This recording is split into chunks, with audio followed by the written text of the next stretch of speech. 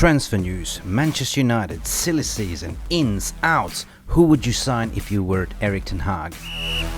Who are the transfer targets for the centre-back? Is it Brantwaith? Is it Todibo? Is it Lenny Yoro? Or who is it? What is the situation with Brantwaith? Will Manchester United cave in and pay the 75 million euro? Let's find out. Will Manchester United sign Milos Kerkers, the important left-back, and Jeremy Frimpong as well? Let's find out too. But hey, everyone knows the United needs reinforcement in the midfield. What's going on there with this CDM? Will Manchester United bid for Jao Neves, or will it be a Youssouf Fofana? Let's dig into it. Micheal Olise, the race is on. Chelsea versus Manchester United. Who do you think will win that race? Will Manchester United be victorious? And winner chicken dinner, you need to have a striker to finish that dinner. Who will be Manchester United's secondary choice striker? Will it be a Zirkzee? Will it be a Cunha? Or who will it be? That is the mystery and the story of today. Sell to buy. That's right. Manchester United need to sell players in order to buy. According to the latest report, what is the transfer budget and who is on the outs? Will it be a Victor Lindelof? Will it be a Jadon Sancho? Will it be a Mason Greenwood?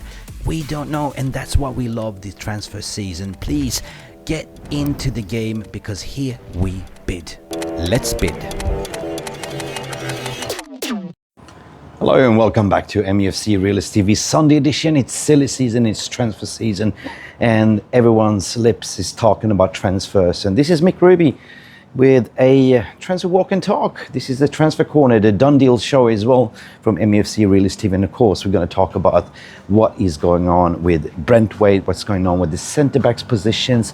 We've been heavily linked to Mathjias as well, together with Inacio and other targets, Todibo and Lenny Yoro as well. So stick with me. We're going to walk through in 10 minutes, going to walk and talk. Is also going to talk about midfield positions, Olise at the striker position in terms of Zirkzee, and many more. So let's jump right into it, people, and what is going on with the outs as well, because we got to sell to buy. This is the Sunday edition, so let's go. Let's talk about Brantwaith. Of course, Brantwaith is a target list that Manchester United admire. 21 years of age, still young, up-and-coming centre-back, but there's plenty on that list. Of course, personal terms have been agreed. We know that Everton is kind of a little bit of in a mess. They need to sell before the 1st of June because of the FFP financial restrictions. But there's a little bit of crux on that one, and there is that they want 75 million. And it's reported that Manchester United have pocketed in a bid on £35 million plus add-ons, which have been rejected. And Everton has been said, according to Fabrizio Romano, they said to Manchester United, we know that you paid 75 million for Harry Maguire, hence why we believe you have the money. So it is a little bit of a stalemate at the moment. Manchester United will not pay overpriced for a 21-year-old centre-back, as they do have other priority lists on that transfer list as well. So it's been reported that they're going to come in with the second bid, and it's led to believe to be around 45 to 55 million pounds maximum, or they will walk away from the bid. However, I'm not really sure on this one. I think there's better targets out there. Let me know in the comment section what you think. Moving on to the secondary choice as well, which is Inacio as well.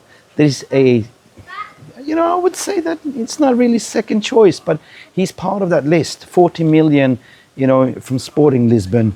I think this is a better ball-playing centre-back as well that Manchester United are considering as well, together with Lenny Yoro as well. Now, Lenny Yoro, on the other hand, is a up-and-coming starlet, potentially the best, I would say that right-footed centre-back out there, like it's going to be. But 1 year left on this contract. Lil president has said, we want to cash in right now, or he will stay and go for free. And this is something that Real Madrid is kind of banking on. They're hoping that he will stay and they will get him for free. It's similar what they did with sorry about the motorbike there. Similar what they did with Mbappe. Sorry. I lost my train of thought there because of the motorbike. So Lenny Yoro is one to look after, like, 100% Arsenal are looking to get into that deal as well, together with Manchester United as well. So I don't believe that Real Madrid is willing to pay that release clause money, although they do have money. But on the other hand, if you are Lenny Yoro, you will look at, where do I get my first minutes? Where do I get as much game time as possible? And son, you will get a lot of game time at Manchester United because you will be the first choice centre-back. If you go to Real Madrid, probably will be sitting on the bench, the one for future. So it's down to Lenny Yoro at the end of the day, what you choose. It's not just throwing in the money, you need to sort of understand what the player wants as well. There's a lot of centre-backs there that we need to talk about as well, because another one that is easy to do and on a cheaper option for 25 million is Todibo. We know that Sir Jim Ratcliffe, Ineos Sports, own Nice, there is a deal to be made. The price has come down to a cup price for United for 25 million. And this is something that United are not in a rush. They know this is a reserve. They have it on the list. They can easily go at the end of the window or in the middle of the window and just activate if they don't get the preferred choice targets. But what I'm hearing right now, the first choice targets is Brantwaith, and it's Lenny Yoro for now. So we will see what happens. The Mathjias de Ligt is kind of something that they've been talking internally, but I will shy away because he's gone through 3 different clubs and hasn't really been successful. And if Bayern Munich is looking to sell them, that means that it's no good. This is something that is on the list, but on the other hand, I will shy away from the talent ID. Don't let Erik ten Hag fall into the same trap to recruit another Dutch player from the same agency. And that's just my thoughts on it. Moving on, let me know in the comment section, which centre-back do you want to sign if you were Erik ten Hag and Manchester United? Me personally, I will definitely go for Lenny Yoro, and I will go for a, let me see, Lenny Yoro and a Todibo. Yeah, they'll be good ones. 2 good ones, yeah. Or Inacio. Yeah. Adding 3 centre-backs. But if we are talking about centre-backs that is sell as well, which is Lindelof. Lindelof is on the out list, and we see that there's, I think it's Galatasaray and Fenerbahce are in for Lindelof. They are coming in potentially, according to the reports, and low eyeball build on £7 million for Victor Lindelof. I say no way, Jose. That one is too cheap. Victor Lindelof is worth more than that. Victor Lindelof, you should at least get 15 to 20 million. So they can look at it. Apparently Jose Mourinho wants him. Cool, but not for 7 million. We are not Manchester United of the old. We are the new Manchester United looking to sell. Midfield, moving forward. Actually, let's stick on the right-back situation. Jeremy Frimpong is still on Manchester United's list on I think it's a release clause on £36 million, to be honest. And hasn't been much reports about it, but he's definitely on the list, depending on what happens with Aaron Wan-Bissaka as well. We'll be hearing some Turkish clubs are also eyeballing Wan-Bissaka, putting scandalous bit as usual. What's wrong with these Turkish leagues? Why are they going on the cheap? And then at the end of the day, left-back situation. The only target that we're hearing is Milos Kerkez, that is playing for Hungary at the moment. And Milos Kerkez is a Bournemouth player. His market valuation is about £90 million. And I believe, according to Fabrizio Romano, what he's been saying, that it'd be a very hard deal because Bournemouth wants important money. But I don't see us paying more than £25 million and negotiating for Milos Kerkez. Amazing, good left back. But we also have Harry Amas coming up from the under-18s to be part of the first team squad. Midfield position, Youssouf Fofana. It is a deal, 1 year left on his contract. Manchester United are definitely having him on a priority list as one of the CDMs that can be utilized. But he's not the first choice target. Youssouf Fofana could be made for £25 million, which is decent price. He's an excellent CDM, strong, robust, breakup of play, kind of a little bit of a registrar, but it's not the one that United are really having as a marquee signing. The one that they have as a marquee signing is no other than, let me see, drum roll, Jao Neves. But it's a deal that United are using intermediate Jorge Mendes, which they have a very good relations with, and this is something that they're going in with a second bid proposal to say, like, look, you know what, your market evaluation is about 60 million. What if we offer you 75 million plus add-on and sell-on clause? We gave you favorable terms with our left-back starlet that we sold for you for 7 million euros, which was Alvaro Fernandez. So there might be a deal to be made, but now rumors coming in to say that PSG are also entering the bidding war. But you got to also ask what, you know, Jao Neves wants. Do you want to play in Ligue 1 or do you want to play in, you know what, first team starter at Manchester United? We will see. Reports are saying that Ineos have about 160 million to spend. That is what media is saying. But on the other hand, we've seen this before, haven't we? You know, they say we have 100 million and we ended up spending 250, 260 per season. Motorbike warning. So keep a close eye on that one. These are the two targets that I am aware of. There's another one, is Hjulmund as well. Not many reports about that one, but then going to go and talk about Micheal Olise. Micheal Olise, the story that might be one of the biggest transfer signings for United as well, depending on what's happening with Greenwood and Sancho. Olise has said, I will wait. Chelsea's pushing because they know that he's a United fan. They want to trigger that release clause, but it's all down to Micheal Olise to agree personal terms and to say, I'm willing to listen to both bids and then I will evaluate.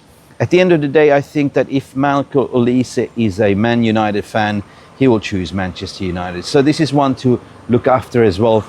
Keep your eyes on the Olise deal. Chelsea is going in hard. Manchester United are knowing they're going to play the waiting game, because what it is they need to sell Greenwood or Sancho. Now, what is the situation with Greenwood? In terms of the reports, what they've been saying, that Juventus and Greenwood is the better option. However, they are a little bit stint of cash at the moment. They want to sell players before even buying. Similar situation with Manchester United. And they've also been looking at a secondary option, which is Jadon Sancho. It's not that they want two of our players. They're looking at alternative one or alternative two. Sancho, in the way, they've been a little bit cheeky, knowing the situation. They've gone in, we are willing to take him on a loan with an obligation to buy.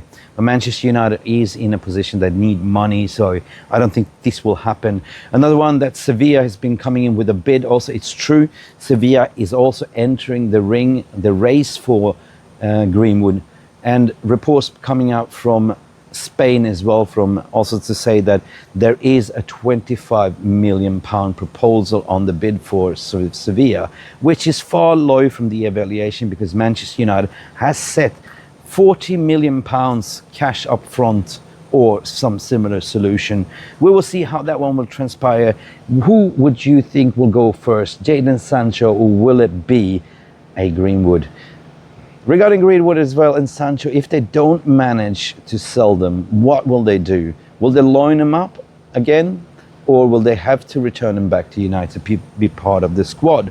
Zirkzee, on the other hand, is a striker which is high priority now on the Manchester United's radar as the preferred striker. What's going on with Zirkzee is that a lot of people are reporting that he's destined to bound for AC Milan, but there is a little bit of a breakdown in communication between Milan and his agent as well, Kia Joubashian as well, to say that Milan is a little bit hesitant because of the price.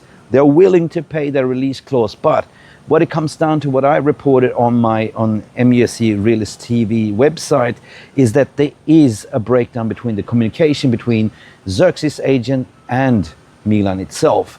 Zirkzee's agent wants about 13.5 million in commission fee, which is half of the overall value of Zirkzee, which Milan has said, no, we're not willing to entertain. We will look at other targets, which opens the door for United and Arsenal. So this is the one to look after. This is the hot deal. There will be Zirkzee. United also have Cunha on the list. As far as I know, Ivan Toney is not part of that discussion as of yet, but it might change. It's been Mick Ruby here. Fast and update on this Sunday transfer talk and walk and done deals.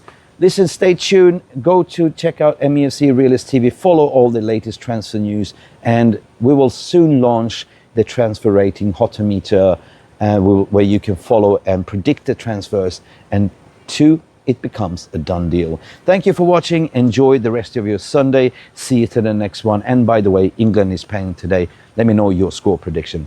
Glory, glory, glory, Manchester United. Remember that we are on a new page. We are going back to the top. See us to the next one. Bye. Thank you so much for stopping by and watching Mufc Realist TV. Don't forget to like and subscribe and follow us on the socials.